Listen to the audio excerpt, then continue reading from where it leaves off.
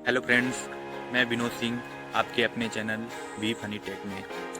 दोस्तों, last video जो मैंने बनाया था वो फ्रेशर्स के लिए था, फ्रेशर्स इंजीनियर्स के लिए था कि उनकी बेसिक रिक्वायरमेंट क्या क्या होनी चाहिए जॉब के लिए, जॉब सर्च करने के लिए। तो आज का वीडियो जो मैं लाया हूँ आपके लिए दोस्तों, ये 1 से 2 साल या 3 साल एक्सपीरियंस बंदों के लिए, जिनको 1 से 3 साल तक एक्सपीरियंस है और वो जॉब सर्च कर रहे हैं या जॉब चेंज करना चाहते हैं, उनके लिए है। तो दोस्तों, उससे पहले मैं कहना चाहता हूँ कि अगर आपने मेरा चैनल सब्सक्राइब नहीं किया है तो प्लीज़ सब्सक्राइब कर लीजिए और मेरे वीडियोस को लाइक कर दीजिए, क्योंकि आगे मैं जो भी वीडियो बनाऊँ आपके पास जल्दी से आ जाए। और दोस्तों, मेरे चैनल पे जाइए, बहुत सारी वीडियो हैं, देखिए, उनको लाइक करिए ताकि मुझे भी मोटिवेशन मिले आगे मैं और भी वीडियो बनाऊँ। तो चलिए दोस्तों, वीडियो को शुरू करते हैं। तो कि आपको क्या क्या रिक्वायरमेंट रखनी है, बेसिक रिक्वायरमेंट्स रखनी है। तो दोस्तों, जैसे कि क्वालिटी में बहुत सारे सेक्शन होते हैं, जैसे कि आपका होता है पीडीआई होता है, इनकमिंग होता है, सप्लायर क्वालिटी होता है, कस्टमर क्वालिटी होता है। तो उस हर सबका, जैसे ये क्वालिटी में सबका क्या होता है कि एक सेम ही काम होता है, बट सेक्शन अलग अलग होते हैं, अलग अलग स्टेप होता है। तो जैसे कि आप इन हाउस क्वालिटी में हैं, इन हाउस क्वालिटी में क्या होता है कि मेन जो क्वालिटी का होता है वो इंस्पेक्शन होता है। तो आपको इंस्पेक्शन से रिलेटेड सारी चीज़ें पता होनी चाहिए। इंस्पेक्शन में क्या क्या इंस्ट्रूमेंट यूज हो रहे हैं, इंस्पेक्शन में ड्राइंग देखनी आपको आनी चाहिए, और इंस्पेक्शन में आपको इंस्पेक्शन स्टैंडर्ड पता होना चाहिए, इंस्पेक्शन स्टैंडर्ड के सारे रूल्स आपको पता होना चाहिए। उसमें फ्रीक्वेंसी पता होनी चाहिए पार्ट्स को चेक करने की कैसे। और जो इंस्पेक्शन में टेस्टिंग आती है, तो टेस्टिंग जो भी, अगर आपके यहाँ टेस्टिंग है तो टेस्टिंग वेस्टिंग आपको पता होनी चाहिए। और आपको जो इंस्ट्रूमेंट आपके इंस्पेक्शन में यूज होते हैं वो सारी इंस्ट्रूमेंट आपको पता होना चाहिए। उसके बाद दोस्तों, जैसे कि क्वालिटी में बहुत सारे डॉक्यूमेंट भी यूज होते हैं।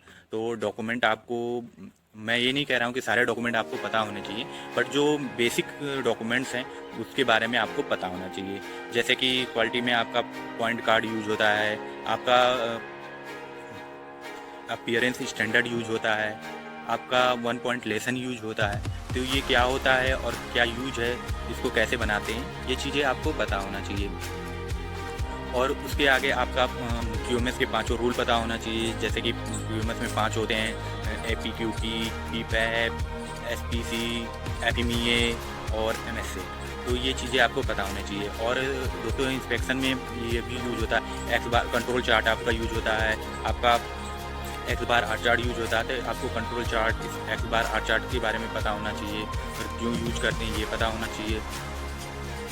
आपको कंट्रोल आइटम के बारे में पता होना चाहिए।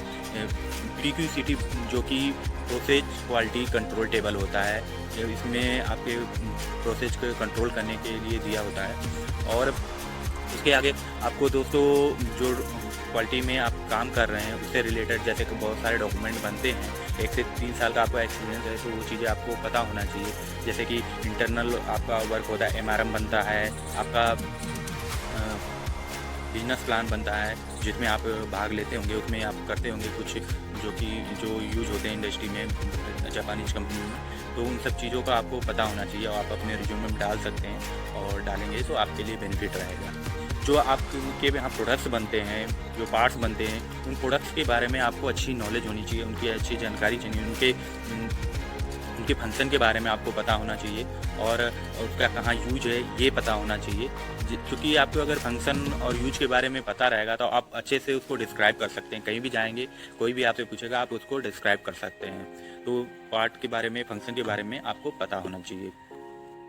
और दोस्तों, जैसे कि क्वालिटी में बहुत सारी मीटिंग्स होती हैं, जो कि इंटरनल इन हाउस की क्वालिटी, पूरे क्वालिटी डिपार्टमेंट की मीटिंग होती है।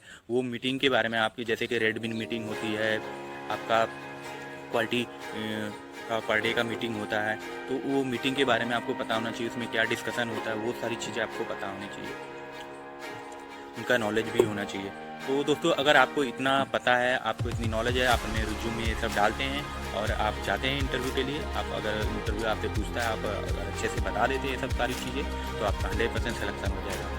तो जैसा कि मैंने बताया है, वो सब सारी चीज़ें आप अपने रिज्यूम में डाल रहे हैं, तो प्लीज़ आप उसको पहले पढ़ लीजिए, आपको लर्न कर लीजिए, सीख लीजिए, देन रिज्यूम में डालिए और जाइए इंटरव्यू दीजिए, और इंटरव्यू देंगे आपका 100% सिलेक्शन होगा।